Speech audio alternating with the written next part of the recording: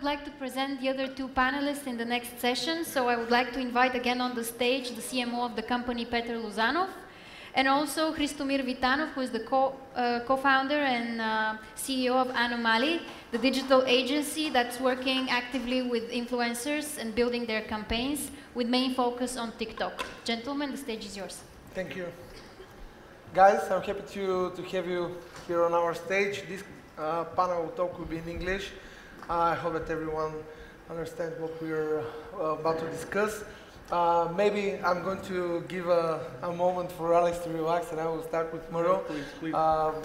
Maro, maybe you can present yourself. Where are you guys going? Hey. Don't go. People are hungry. Yeah, people are hungry. Sorry about that. But yeah, let's start with a quick question. Maro, what is the, let's say, best formula regarding the mix of influencers and their size in your campaigns, like small, mid?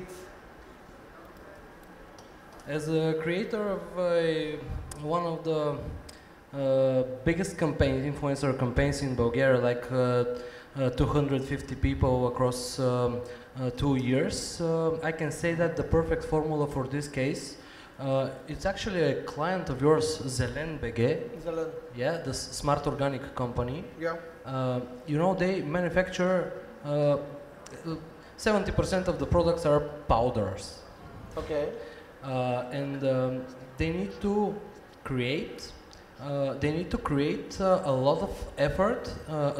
They need a lot of effort to create the product from this powder. So it's cooking. So there's curcuma, ashwagandha, something like this and this. So it takes a lot of effort to create the products from the merchandise. It was in 2000. It was COVID. It was COVID, yes. And they needed to expand fast. But imagine 70 and more SKUs that are powders that needed lots of effort for cooking and lots of different kitchens and stuff. So we created a big marketing campaign called Organic Health Club, which has like 10 million views on TikTok, more than 900 posts on Instagram, organic ones.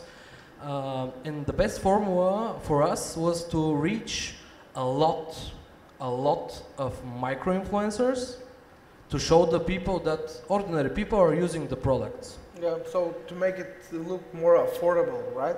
Yeah, to make these are top in shelf the products. price. These are top shelf products. Yeah, I mean, not just in a price, but in a price sense, but that everyone can do it, and different types of people, right? Yes, and we needed the content. The people are cooking, they're sending us pictures and videos, and we have this enormous efforts made for us from them. Yeah. So micro-influencers, they're more willing to create lots of content for you because they want to show themselves, to present themselves to the internet as influencers who work with brands, yes? And they're prouder about the brand recognition that they're receiving. Yeah, they need to show that they're capable of doing this. Yeah. So with the micro-influencers, we started with this content creation. Afterwards, when the crowd got very big, like 100 influencers, it was now easier for us to approach macro-influencers and make them join the movement Organic Health Club. Because when you have 100 influencers on your list that are posting and creating content daily for your brand, you're now a movement. Which can be stronger than the minimalist movement because it's based on food, not on just removing items from your home. Yeah. So micro to macro. With macro. From micro to macro. Okay. So they're growing with the brand. Yeah, it was a winning formula for us. Okay. Yeah, that sounds super interesting as an approach. Alex, maybe you can share from your experience. Yeah, in our country, in Romania, we build one of the, let's say, the biggest influencer marketing campaigns. But in our case, the situation was a little bit different.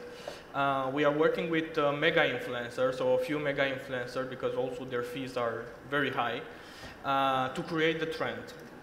So they will create the trend, they will create that moment of consumption, and to show it to hundreds of thousands of people how that product should work in the ecosystem.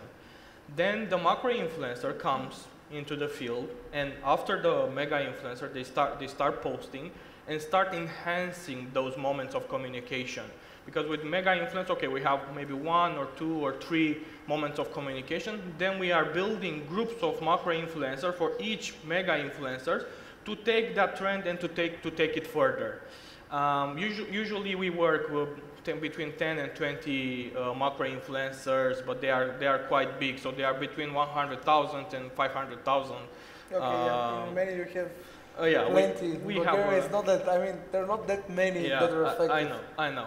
And then we are working with a lot with the micro influencers, and we are working with hundreds of them for each campaign, just to take that moment of consumption and show it to the public. The engagement rate on the micro influence is very high, right? Because okay, they have low amount of followers, but their followers are very engaged with their audiences. So that's why they engage more, and they start already seeing this trend of consumption, and they want to be part of that trend. They want to be seen, okay, so I want to be part of that. I'm going to go and buy the product. They're following the trend of the macro. Exactly. So you can see that there isn't one formula. Yeah. Yeah, the formula is based on the case, it's based on the budget, right? Yep, that's right. Yeah, so especially there are like different concerning the market, concerning the product. So yeah, there are like 2 different approaches. Both of them, as I understand, are quite successful. So yeah, it really depends on the approach to the market. But how you actually choose the particular ones? You're speaking about hundreds, both of you. How you're handpicking and curating those people? What are the metrics that you're using? I know that they're changing a little bit, so it might be interesting. By handpicking them. Influencers are, they are people.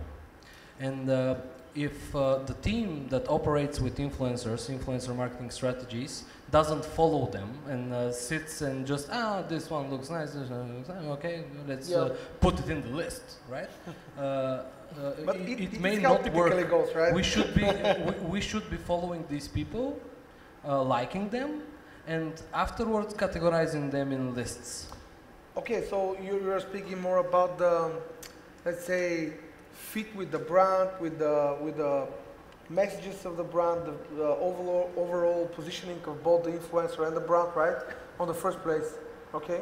Yes, it's a simple research, but if you follow a lot of people and you really are passionate about working with such people, influencers, like for using their audience for presenting your clients' brands and stuff, you should be following a lot of them. Yeah. Well, and what about the metrics? I mean, people are, of course, seeing the total followership base, and of course the reactions of their stories, no, but the posts, for example, and things like that. What you measure after, let's say, we have a fit on the brand level, let's say. What do you guys measure? What you guys look at? Yeah, in our case, it's much more simpler than that. We have 2 types of campaigns, public and private. Public means like all the influencers that we have registered already within the platform see that campaign. And if they fit in the brand criteria in terms of deliverables, guidelines, I don't know, timeline and so on and so forth, they start applying to those campaigns. Inside the platform, the brand can see a summary of all their results, and usually they are looking at. Wow.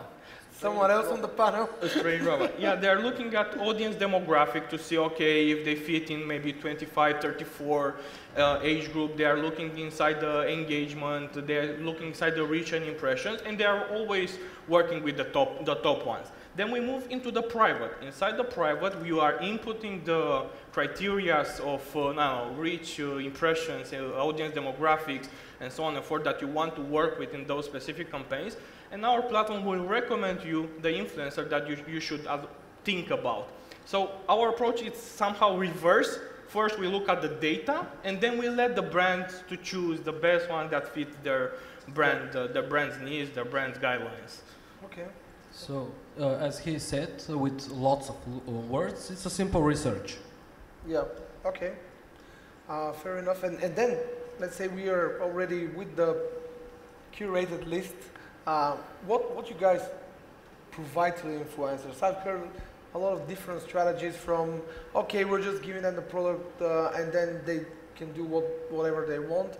Or I've heard we're going to send you the detailed message with the tags, with the icons and everything. You just have to post it. I mean, what's the formula again? The first stuff that you need to provide is humanity, attention, respect, friendship. These are people. I'm saying it again. Yeah. These are people, and we should be treat them as people. As well, yeah. This is crucial because it's relationships. From the point of managing a 2-year influencer marketing campaign, I can say that the team that operated on this campaign, more than 5 people, in not only in Bulgaria, but we had 2 major shoots in Germany, have contacted more than 2,000 influencers, micro and macro influencers from Germany, called DMs, as they say it in Instagram. 2,000. Yeah. Wow. In order to receive an okay from 150. Wow. So here the conversion rate is interesting. What is it, like 7.5? It's actually good. It's actually good. Yeah. Because you're getting these people which are strictly targeted, like people who have interest in Instagram photography, cooking, and they have presented their audience with several photos of their own kitchen. Okay. Okay. So this is. Yeah, but it sounds very impressive. Yeah. From your experience, what the brand should provide as a brief, and then of course follow up. Yeah, usually in our case, the micro-influencer, we are working with them in a barter model, so they are just receiving some products, some services, and they need to post for that specific thing. But usually we let the micro-influencers to go free because you are not paying them, so you cannot ask them to do a lot of the stuff. You should be grateful that they start posting about your brand. If we are moving to macro influencers, it's a combination between barter and paid, and mega influencer is only paid. In that case, because we have campaigns where we are working with hundreds of influencers at the same time, and we need to activate the campaign in less than a week or something like that with all the reporting in place and whatever, we are doing a lot of these challenges where all the influencers, they get something in barter, and the top 3, 5, 10 influencers win a paid prize. Oh, okay. And we have seen incredible cases with unknown gems of influencers that nobody knew them, posted a holy grail of content, something very impressive, and they won a paid collaboration of €500 for just one free post, then started working with big brands. We have launched a lot of micro-influencers in this field when they are just posting interesting content on Instagram, and when we started to show that interesting content to the brand, they were already thinking, okay, if he posts really good content, I can give him a paid contract. Yeah. And usually that motivates the micro-influencers to do more content and more qualitative content. So it's essentially like a giveaway for influencers. Exactly. Okay. Exactly. So a challenge between them. Very interesting. Yep. Basically, both of you said that the content is king, right? So you're literally searching for the best cases that you can highlight, and then, of course, scale via performance or something. And I've heard of a case, actually one, again, UK brand, a barter deal with a super small, for the UK standards, like less than 20K followership. Let's say showing your product which is costing less than £20, she sold for 3 months in a row, daily, between 2,500 up to 5,000 daily products with this barter deal for something which is cost for a company like zero, completely zero, and she made them literally $100 million our company. Yeah, anomalies happen. Anomalies happen. Anomalies happening. Okay, that's cool. Okay, and to the most important question, I mean, the end. What are the key goals that you're pursuing when going with influencer marketing? A lot of people saying only awareness, others saying I'm able to convert, I do direct sales through certain types of codes, for example, or things like that. What are the goals that you can pursue with influencer marketing, and what are the KPIs behind that? How you can measure it? Yeah, I can start. So the main goal for every single e-commerce, of course, sales. They want to do sales with influencer. Okay, how they are doing that? Okay, it's a very big question mark. So using just the micro-influencer or using just the influencers in general, they will not bring thousands of thousands of euro in conversions and in sales. You need to use their content in order to do those kind of levels. So within the platform, you work with the influencers, and then you take the content that has posted by the influencer inside your e-commerce in order for that traffic that is coming to convert much better by seeing this influencer content.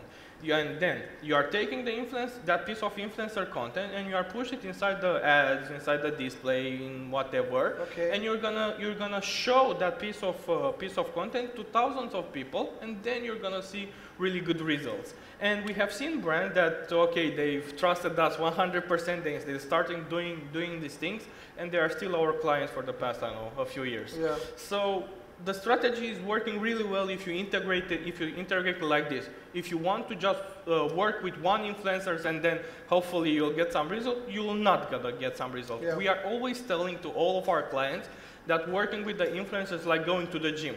You cannot expect to go once to the gym and then you're going to have the six-pack, right? You need to go on a daily basis, you need to add nutrition, you need to add a lot of coaching, and then you're going to have the results. And the six-pack. Yeah, we are not in that position. But that is very similar with the influencer marketing. You need to work constantly with them, you need to improve all of your things, and definitely you're going to have results.